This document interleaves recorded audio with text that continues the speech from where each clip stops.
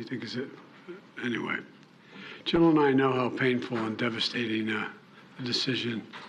Civil rights leaders and attorneys from across the country are gathering in the nation's capital to lobby for Shanquella Robinson's release through diplomatic channels with Vice President Joe Biden and the State Department. And honestly, it seems like Biden agrees too. Take a look at the kind of panic this has created in Cabo 6. Robinson, who was born in Charlotte and was 25 years old at the time of his death, passed away 125 days ago in Cabo, Mexico, while on vacation with 6 other individuals. And now, there are questions regarding the manner in which she passed away and whether or not she was murdered due to conflicting reports from these 6 individuals, the Cabo Police Department, and her death certificate.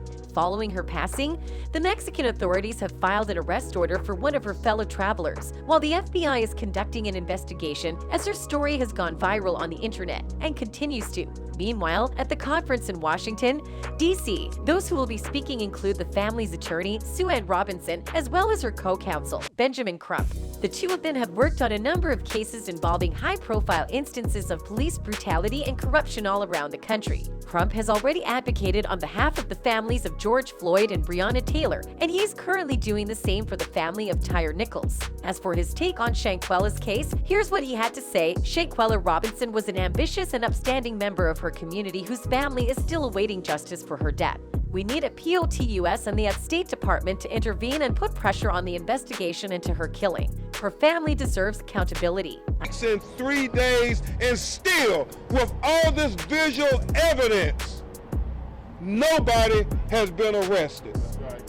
I plan on talking to the highest levels of our government to say Shanquella Robinson is not irrelevant, and you all need to give her the same dignity and respect as any citizen in the United States with merit. He continued to add. Meanwhile, U.S. Rep. Alma Adams' office has also released a statement saying, "My prayers continue to be with the family of Shanquella Robinson and all of those who loved her. No family deserves to suffer this tragedy, and Shanquella deserves justice." As with all cases involving constituents, our congressional office is ready to assist with federal agencies in any way we are allowed under the law. However, it is not apparent how U.S. authorities will handle the investigation and whether or not they will consider extraditing a suspect to Mexico given the legal and political complications that have arisen as a result of this case. According to the Department of Justice of the United States, the procedure is often a very lengthy one, particularly the phase of surrendering or extraditing a suspect to a country outside of the United States. What we know so far about Robinson's passing, and what you need to know if you don't already, is that in October, Robinson's body was discovered at a resort in San Jose del Cabo, Mexico, where she was staying with a group of people on a holiday. An autopsy revealed that Robinson, who was 25 years old at the time of her death, had injuries to her neck and spine, contrary to the group's initial assertion that she passed away as a result of alcohol intoxication. Shanquella Robinson, outraged, demanding justice after the 25-year-old was found dead at a luxury resort in Mexico. Shanquella Robinson died after suffering a broken neck and severe spinal cord injury in Cabo. After Robinson's passing, though, a video emerged showing her being attacked by another woman in a hotel room as at least 2 other individuals in the room witnessed and videotaped the assault. The video then became viral shortly after Robinson's passing. About the video, however, Crump has stated that the video was just as awful or worse than the video that showed Tyre Nichols being viciously assaulted by Memphis police. Whereas, according to the police in Mexico, an investigation into Shanquella's death is still underway, and also in November, a warrant for the arrest of a suspect who is characterized as a friend of hers who is the direct aggressor was issued. According to a report published by ABC News, a representative of the State Department declined to comment on an inquiry into Shanquella's death due to privacy and law enforcement reasons. The statement further included, "The Department of State has no higher priority than the safety and security of U.S. citizens overseas. The Department of State supports a thorough investigation into the circumstances of this incident and is closely monitoring local authorities' investigation."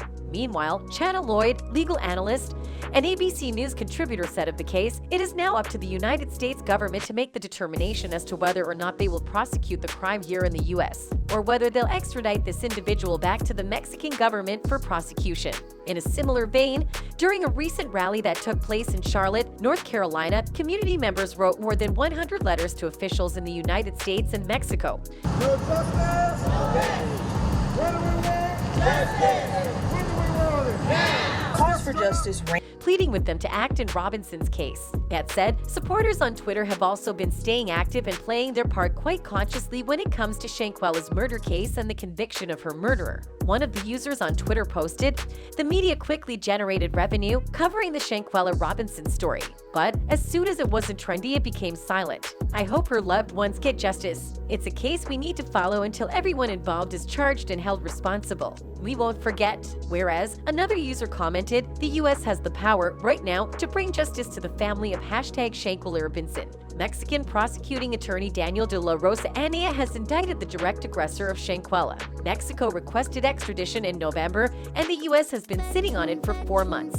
Meanwhile, one user made sure to gather all the support they could for Shanquella's family. The tweet said, "It's been 130 days since Shanquella Robinson's death and still no arrests. 1,000 pink letters were recently mailed to President Joe Biden and the Cabo, Mexico government demanding justice. As an act of solidarity, let's flood social media with profile pics of Shanquella." So, will the government officials finally take some action in convicting the people responsible for murdering someone in cold blood? Well, they might just. You see, they have to, given that on Monday morning's episode of Good Morning America, Shanquella Robinson's mother made an appearance and demanded answers about her daughter's passing. According to Salamandra, "It's just taking too long for the process, and I know there is a process. But someone should have been arrested by now. That's just too long." Not just this, but Salamandra is upset by what she perceives to be a lack of effort on the part of the FBI in their investigation into her daughter's death.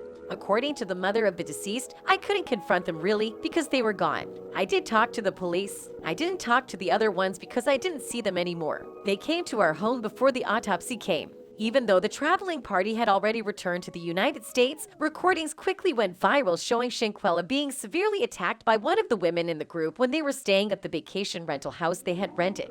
5 days after Shanquella's funeral on November 19th, prosecutors announced that their investigation has revealed that her death was not the result of an accident but rather a direct attack. Whereas, soon after rumors began to spread that a member of the tour group named Dejani Jackson had been detained and was facing the possibility of extradition to Mexico.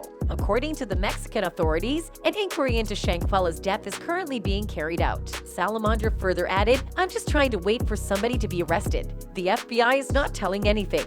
I never thought she wouldn't get justice because we were going to try to go all the way. But I appreciate everything that everybody's done. However, you've played a part in it." Alongside this, the identities and photographs of the friends who were with the victim when the video went viral have been shared throughout the internet in recent days. Numerous people have voiced their concerns about Khalil, Winter Donovan, Allies Hayat, and Dejani Jackson, as well as Nazir Wiggins' claims that they are innocent. Though, it is essential to point out that the assumption made by internet users that Jackson was the perpetrator of the attack has not been validated by the police. It has been further reported that Robinson's 6 closest friends have deleted their social media identities in response to the publication of their real names on the internet. Twitter users have shared a screenshot of Dejani Jackson's LinkedIn profile, despite the fact that there is not a great deal of information about Jackson that can be found online. According to Dejani Jackson's profile on LinkedIn, she describes herself as an aspiring healthcare professional. In addition, it was mentioned on her profile that she attended Winston-Salem State University. Also, it was mentioned in the profile that she had worked at Blue Rhino in Greensboro, which is located in the state of North Carolina. According to the official website of the firm, they are a propane tank swap brand. In light of the amount of hostility and traction she has accumulated online, it is not apparent whether Jackson still works for the group. That's all for today. Don't forget to like and subscribe. Goodbye.